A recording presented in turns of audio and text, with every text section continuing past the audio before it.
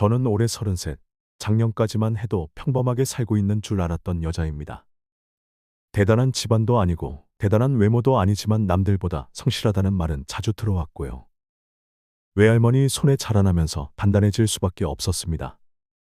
부모님은 제가 10살 되던 해 교통사고로 세상을 떠나셨고요. 이후로 외할머니가 제 부모였고 친구였고 세상이었습니다. 외할머니는 저에게 늘 이렇게 말씀하셨어요. 현아야, 사람은 믿되 너무 기대지는 말아라. 믿음이 클수록 실망도 커진단다. 그 말을 들을 때마다 저는 그저 인생의 쓴맛을 본 어른의 말이라고 생각했지. 제 인생이 그렇게 돌아갈 줄은 상상도 못했습니다. 하지만 지금 와서 생각해보면 그 말이 제 인생을 관통하는 경고였던 것 같아요. 29살, 저는 작은 광고 대행사에서 마케팅팀 대리로 일하고 있었습니다. 지방 대학을 나와 어렵게 취업한 회사였지만 저는 누구보다 일에 진심이었고 성실했습니다. 업무는 고됐지만 성취감이 컸고 동료들과의 관계도 나쁘지 않았죠. 그리고 그 해봄, 저는 그를 처음 만났습니다. 사내 워크숍을 함께 가게 되면서 처음 대면한 그는 우리 회사와 거래하던 영상 제작사 소속 팀장이었습니다. 까무잡잡한 피부에 다부진 체격, 차가운 인상의 남자였지만 웃을 때만큼은 분위기가 달라졌어요. 처음엔 그냥 무뚝뚝한 사람이구나 싶었는데 퇴근길 엘리베이터 안에서 혼자 남은 저에게 커피 한 잔을 건네며 말을 걸어온 그날 이후 우리는 자주 엮이기 시작했습니다. 도연 씨는 일적으로도 매우 유능했고 인간적으로도 배려가 깊은 사람이었습니다. 무엇보다 사람을 무장해제시키는 특유의 느긋한 말투와 조용한 눈빛이 저를 편하게 만들었어요. 업무적으로 접점을 이어가다 자연스럽게 연락이 오고 갔고 그렇게 몇 번의 저녁 식사와 영화 관람 끝에 연인 사이가 되었습니다. 그는 전형적인 표현은 서툴렀지만 그만의 방식으로 애정을 드러냈습니다. 저보다 퇴근이 빠르면 회사 앞으로 마중 나와 있었고 제 생일엔 조용히 케이크 하나를 책상에 두고 갔어요. 연애 기간 내내 싸움은 거의 없었고 서로의 삶에 스며들 듯 익숙해졌죠. 특히 제 외할머니에게도 늘 정중하고 다정하게 대해줘서 저는 진심으로 감동했습니다. 외할머니도 늘 그를 칭찬하셨어요. 그 사람 눈빛이 참 맑다. 욕심 없이 산 사람 같아. 그 한마디에 저는 이 사람이라면 내 인생을 함께 걸어도 되겠다는 확신이 생겼습니다. 도연 씨는 말이 많지 않았지만 그가 저를 바라보는 눈빛은 늘 진지했고 따뜻했습니다. 우린 2년 정도 교제했고 그동안 큰 다툼 없이 지냈어요. 결혼 얘기가 본격적으로 나온 건 외할머니가 병원에 입원하시고 난 후였습니다. 병실 한쪽에 앉아 수액을 맞고 계시던 외할머니를 바라보던 그가 조용히 제 손을 잡고 말했어요. 현아야, 나 너랑 결혼하고 싶어. 할머니께서 우리 결혼식 꼭 보셔야 하잖아. 그 말을 들으며 저는 눈물이 났고 외할머니는 제 손을 꼭 잡으시며 말씀하셨죠. 이제야 마음이 놓이는구나. 잘 살아야 한다, 알겠지? 그날 이후 우리는 결혼 준비를 시작했습니다. 프로포즈는 소박했지만 감동적이었어요. 장미꽃 한 다발과 작은 반지를 내밀며 그는 무릎을 꿇었어요. 우리 결혼하자. 그 말에 저는 울면서 고개를 끄덕였습니다. 그날 이후 모든 게 꿈처럼 흘러갔어요. 결혼 준비는 생각보다 복잡하고 지치는 일이 많았지만 저는 행복했습니다. 드레스를 고르고 식장을 정하고 신혼집 인테리어까지 하나하나 상의하며 그와 미래를 그려가는 게 마냥 좋았습니다. 시어머니는 평범한 주부였고 시아버지는 오래전 돌아가셨다고 들었어요. 시누이는 결혼해서 지방에 살고 있다며 거의 얼굴을 보지 못했지만 시어머니는 유난히 저에게 친절했습니다. 저를 마치 오래전부터 알고 지낸 사람처럼 따뜻하게 대해주셨고 반찬이며 김치를 직접 만들어 가져다 주기도 하셨어요. 저는 그런 정성에 진심으로 감사했고 정말 좋은 시댁이다라고 생각했습니다. 그런데 결혼식을 한 달쯤 앞두고 작은 일이 하나 있었습니다. 도연 씨와 함께 찍은 사진을 SNS에 올렸는데 익명의 계정으로 댓글이 달렸어요. 거짓말은 언젠가 드러나기 마련인데 낯선 계정, 의미심장한 문장. 메시지를 보내도 답은 없었습니다. 처음엔 대수롭지 않게 넘기려 했지만 자꾸 마음이 쓰였어요. 그날 밤 불안한 마음에 도연 씨에게 보여줬습니다. 그는 한참을 보더니 담담하게 말했어요. 아마 예전에 잠깐 만났던 여자일 거야. 집착이 좀 심해서 이미 오래전에 끝났어. 걱정하지 마.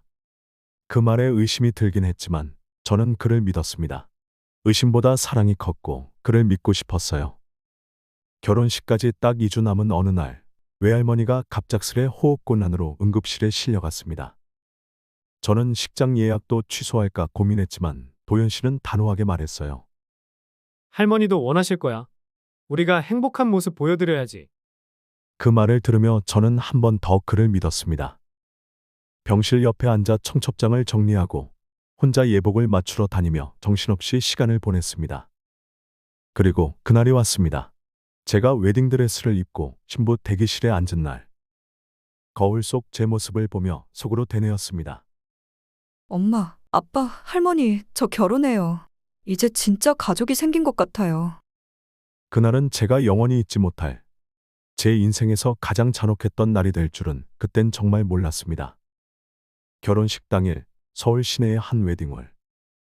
입구엔 하얀 장식과 축하 화환이 빽빽하게 줄지어 있었고 대기실 안에는 제 친구들과 친척들이 북적였습니다. 모두들 축하 인사를 건네고 있었고 저는 흰 웨딩드레스를 입은 채 거울 앞에 앉아 있었습니다. 그날의 저는 눈부셨다고들 하더군요. 드레스도 머리도 메이크업도 완벽했습니다. 그런데 그 완벽함 속에서 제 가슴은 조용히 조여오고 있었습니다. 이유 없는 불안이 제 몸을 감싸고 있었거든요. 시간은 오후 2시를 지나고 있었습니다. 예식은 2시 반. 그런데도 신랑인 도연 씨는 아직 도착하지 않았습니다. 처음엔 다들 차가 막히나 보다 했고 저 역시 마음을 다잡으며 기다렸어요. 그런데 시간이 지나도 그는 오지 않았습니다. 스튜디오에서 사진을 찍어야 한다고 했던 신랑 측 친구들 한 명씩 연락을 돌리기 시작했습니다. 전화를 왜 안 받는 거야? 계속 꺼져 있어? 혹시 핸드폰 두고 나온 거 아니야? 이런 말들이 오가며 분위기는 점점 어색해졌고 하객들도 조금씩 눈치를 보기 시작했습니다. 그때까지만 해도 저는 무슨 급한 일 생겼나 보다 하고 애써 마음을 진정시켰습니다. 하지만 정작 시어머니의 얼굴은 창백했고 휴대폰을 쥔 손이 덜덜 떨리고 있었습니다. 심장이 조여오고 있다는 표현, 그게 어떤 느낌인지 그때 처음 알았어요. 어머니, 혹시 도연 씨랑 연락되세요? 제가 조심스럽게 묻자 시어머니는 눈을 피하며 고개를 저었습니다. 아까까지는 분명히 통화됐었는데 갑자기 꺼졌네. 얘가 이럴 애가 아닌데. 그 순간 제 귀에 박수 소리처럼 들린 건 사회자의 멘트였습니다. 신랑 측 준비가 지연되고 있어 잠시 예식 시작이 늦어질 예정입니다. 하객 여러분의 양해 부탁드립니다. 지연이라는 말, 그 한마디에 제 머릿속은 새하얘졌습니다. 수십 명의 하객, 사진사, 예식장 관계자, 신부 들러리들 모두 저만 바라보고 있었고 제 두 손은 떨리기 시작했어요. 그렇게 무작정 대기실 소파에 앉아있던 제게 갑자기 들이닥친 사람은 도연 씨의 절친한 친구였습니다. 현아, 도연이가 연락이 안 돼. 뭐라고요? 아침까지 같이 있었는데 예식장 가자니까 갑자기 나 화장실 좀 다녀올게 하고 나가더니 안 들어와. 전화도 안 되고. 그 한마디에 심장이 쿵 떨어지는 것 같았습니다. 하객 중 누군가는 웅성거렸고 친구들은 다급하게 저를 둘러쌌지만 저는 듣지 못했습니다. 마치 TV 속 다른 사람의 이야기를 듣는 기분이었어요. 현실이 아니라 연극 무대 위 대본 없는 상황처럼요. 혹시 사고라도 난 거 아니에요? 경찰에 연락해봐야 하는 거 아니냐고요? 시어머니는 오히려 그제야 격하게 고개를 저었습니다. 아냐, 그럴 리 없어. 얘가 이런 애가 아니지. 뭔가 오해가 있는 거야.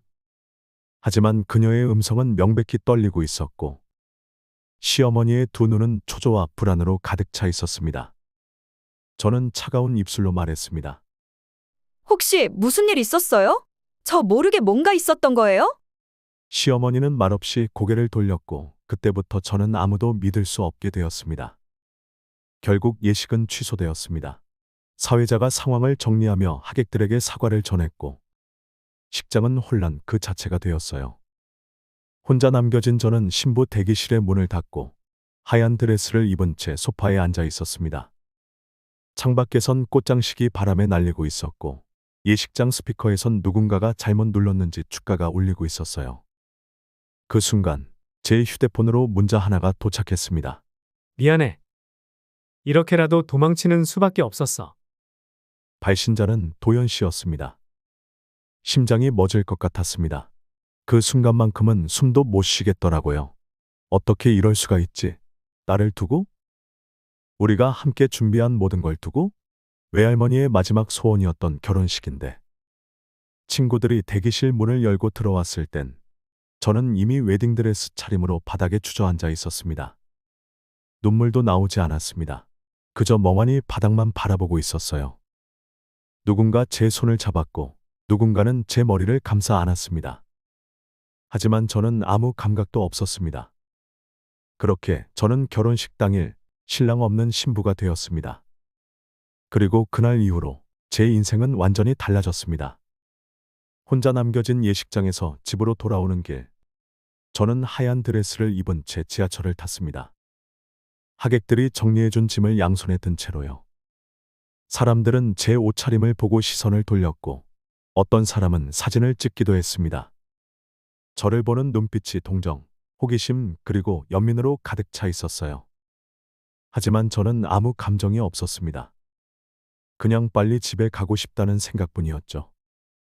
집에 도착해서도 드레스를 벗지 못한 채 침대에 누웠습니다. 그리고 휴대폰을 꺼내 도연 씨에게 다시 문자를 보냈어요. 왜요? 이유라도 들을 수 있을까요? 답은 없었습니다. 읽지 않음. 아니, 읽고도 무시한 건지도 모르죠. 그러다 며칠 후 외할머니가 병원에서 돌아가셨다는 연락을 받았습니다. 그분은 끝내 제 결혼식을 보지 못하고 떠나셨습니다. 그 순간 저는 무너졌어요. 그 누구에게도 말하지 못할 만큼 깊이, 조용히 무너졌습니다. 그 후로 저는 회사를 휴직하고 연락을 끊고 지냈습니다. 도연 씨는 완전히 잠적했어요. 시어머니에게 연락해보려 했지만 번호가 바뀌어 있었고 주변 사람들도 모두 모른다는 말뿐이었습니다. 도망간 이유가 뭐든 간에 저는 대가를 치렀습니다. 제 인생에서 가장 소중했던 사람을 가장 고통스러운 방식으로 잃었으니까요. 도연 씨가 도망간 이후 며칠간 저는 사람들과의 연락을 모두 끊은 채 지냈습니다. 휴대폰은 꺼두었고 창문도 닫아 걸었습니다. 웨딩드레스를 벗지도 못하고 멍하니 침대에 앉아있던 그날이 지금도 선명해요. 외할머니의 부고가 전해진 건 그로부터 3일 뒤였습니다. 병원에서 전화를 받았을 때 저는 감정이라는 것이 어떤 의미였는지조차 잊어버린 사람처럼 차가워져 있었습니다. 장례식장에서는 모든 친척들이 모였고 다들 제게 뭐라 말은 못하지만 눈빛 속에 담긴 연민과 의아함을 숨기지 못했습니다. 신랑은 왜 안 왔냐? 무슨 일이 있었냐? 결혼식은 왜 취소된 거냐? 그런 시선들이 제 등을 찔렀지만 저는 무표정한 얼굴로 영정사진을 지키고 있었어요. 그날 밤 저는 조용히 외할머니의 휴대폰을 열어봤습니다. 생전 메모장에 써두셨던 글 하나가 눈에 들어왔어요. 현이, 절대 울지 마라. 세상에 믿을 사람 없단 말은 거짓이다. 내가 누군가에게 믿음을 줄 수 있는 사람이 되면 언젠가 너를 끝까지 믿어줄 사람도 나타날 거야. 저는 그 글을 몇 번이고 다시 읽었습니다. 그리고 결심했어요. 도연 씨가 도대체 왜 그랬는지 알아내겠다고요. 먼저 연락을 돌렸습니다. 그의 친구들, 직장 동료, 거래처 사람들, 그런데 놀랍게도 모두 입을 닫고 있었습니다. 잘 몰라요. 요즘 연락 안 되더라고요. 잠시 쉬고 있다는 얘기만 들었어요. 이상하게도 마치 누가 입단속이라도 시킨 것처럼 모두 조심스러운 눈치였습니다. 그 와중에 저와 가장 친했던 직장 동료, 수진 언니가 조심스레 말했습니다. 현아, 예전에 도연 씨랑 같이 일했던 여자 하나 있었거든. 이름은 지연이었던가? 둘이 사귀었다는 소문 있었어. 지연. 낯선 이름이었지만 어쩐지 익숙한 느낌이 들었습니다. 저는 SNS를 뒤지기 시작했고 그의 예전 사진들, 친구 목록, 태그 기록까지 모조리 살펴봤어요. 그리고 결국 한 장의 사진을 발견했습니다. 도연 씨의 생일에 함께 찍힌 사진 속 여자. 그리고 그녀의 계정에는 몇 주 전 올라온 글이 있었습니다. 사랑은 때로 누군가의 인생을 무너뜨리는 방식으로 끝나기도 한다. 그 글을 본 순간 저는 확신했습니다. 저 여자 뭔가 알고 있다. 그래서 직접 찾아가 보기로 했어요. 주소를 수소문의 작은 카페로 그녀를 불러냈고 지연이라는 여자는 저를 보자마자 짧게 웃었습니다. 올 줄 알았어요. 왜죠? 제가 묻자 그녀는 천천히 커피를 한 모금 마시더니 대답했어요. 그 사람 나랑 동거 중이었어요. 당신이랑 결혼 준비하던 내내요. 거짓말. 믿기 싫겠죠. 근데 그 사람 나랑 3년 살았어요. 당신이랑 만나기 전부터요. 중간에 헤어졌었는데 어느 날 찾아와서 다시 살자고 하더군요. 나는 이미 다른 사람 만나고 있었고 그래서 단호하게 거절했어요. 그런데 당신이랑 결혼한다는 소식 들리니까 또 찾아왔더라고요. 나 버리고 어떻게 결혼하냐고 살려달라고 울면서 매달렸어요. 저는 숨이 턱 막혔습니다. 말도 안 되는 이야기. 하지만 그녀의 눈빛은 흔들림이 없었고 그녀는 핸드폰을 꺼내 사진 몇 장을 보여줬습니다. 도연 씨가 지연 씨의 집 거실에서 찍은 사진, 함께 저녁을 먹는 사진, 같은 침대 위에서 찍은 사진까지. 그 사람 도망친 거 아니에요. 못한 거예요. 당신이랑 결혼하면 날 완전히 잃게 되니까. 근데 난 이미 끝났다고 했죠. 그랬더니 그날 도망쳤다는 거예요. 저는 아무 말도 할 수 없었습니다. 머릿속이 하얘졌고 다리에 힘이 풀려 그대로 주저앉을 뻔했어요. 그런데 그녀는 한마디를 덧붙였습니다. 참 그거 알아요? 당신 시어머니 그 모든 걸 알고 있어요. 뭐라고요? 그 사람 당신 어머니한테 다 얘기했대요. 자기 정신적으로 너무 불안정해서 결혼 못 하겠다고. 근데 당신 어머니가 그랬대요. 결혼하면 안정될 거다. 그냥 하라고. 당신 몰랐죠? 그 말을 듣는 순간 온몸에 소름이 돋았습니다. 그렇다면 시어머니는 도연 씨의 불안정함을 알면서도 저를 설득하고 예식 강행을 밀어붙였다는 뜻이었습니다. 왜 그랬을까? 나를 위한 것도 아들을 위한 것도 아니었다면. 그날 이후 저는 시어머니를 찾아갔습니다. 그리고 단도직입적으로 물었어요. 어머니, 도연 씨가 그 전에 무슨 얘기 했었어요? 결혼하기 싫다고 한 적 있어요? 시어머니는 잠시 말이 없더니 고개를 떨군 채 말했습니다. 불안해했단다. 그 여자가 나타난 뒤로 많이 흔들렸어. 그래서 나한테 말하더구나. 결혼 못하겠다고. 너 같은 착한 아이를 두고 갑자기 왜? 그래서 밀어붙였어. 결혼하면 괜찮아질 거라고 믿었고. 그 순간 저는 깨달았습니다. 누군가의 선택이 아니라 누군가의 기대가 만들어낸 이 결혼이 얼마나 위태로운 것이었는지를요. 그리고 저는 그 기대 속에 갇혀버린 희생자였다는 것도요. 그날 집에 돌아와 저는 처음으로 소리내어 울었습니다. 드디어 감정이 터져나왔던 순간이었어요. 그리고 저는 결심했습니다. 여기서 끝내지 않겠다고. 이 진실 모두 세상에 드러내겠다고요. 그날 이후 저는 도연 씨를 잊기보다는 마주해야 했습니다.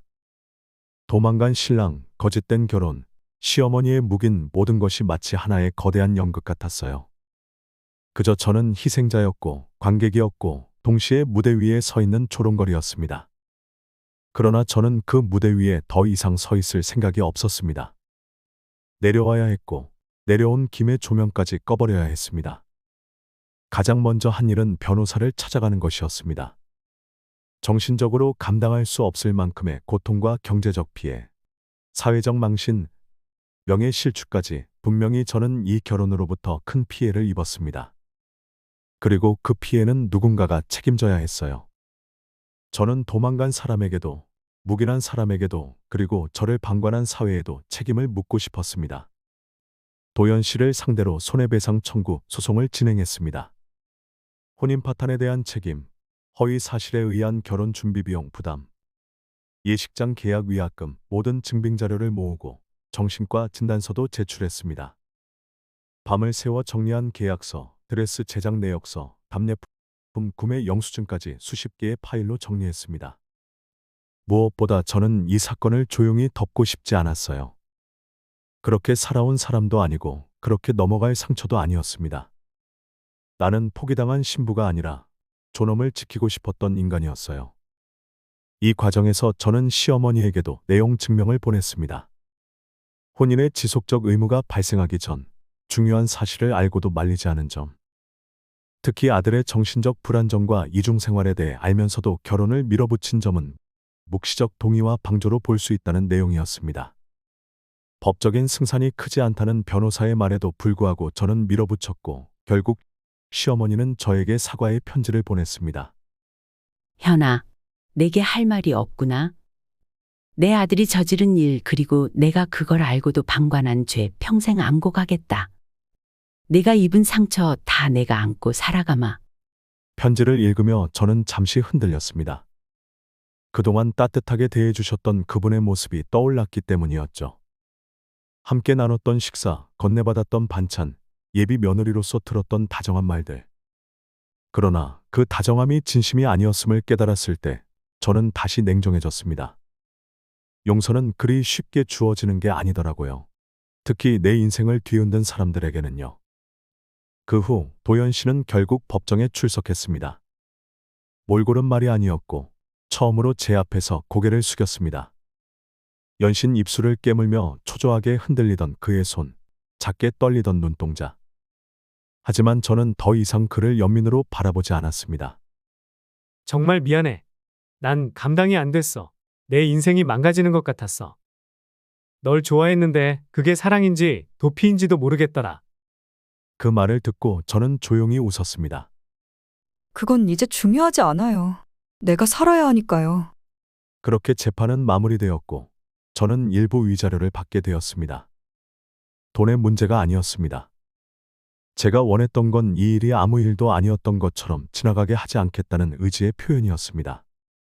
그 후 저는 다시 직장에 복귀했습니다. 사직서를 냈던 회사에 돌아가기엔 많은 용기가 필요했지만 그곳에서 마주한 사람들은 예상보다 더 따뜻했습니다. 너 돌아오길 기다렸어. 힘들었지? 말 안 해도 알아. 그 말들에 저는 또 울고 말았어요. 이상하게도 세상은 아직 끝나지 않았다는 걸 그제서야 실감했거든요. 내가 무너졌다고 생각했던 그 자리에 나를 기억해주고 기다려준 사람들이 있었다는 게 너무 고마웠습니다.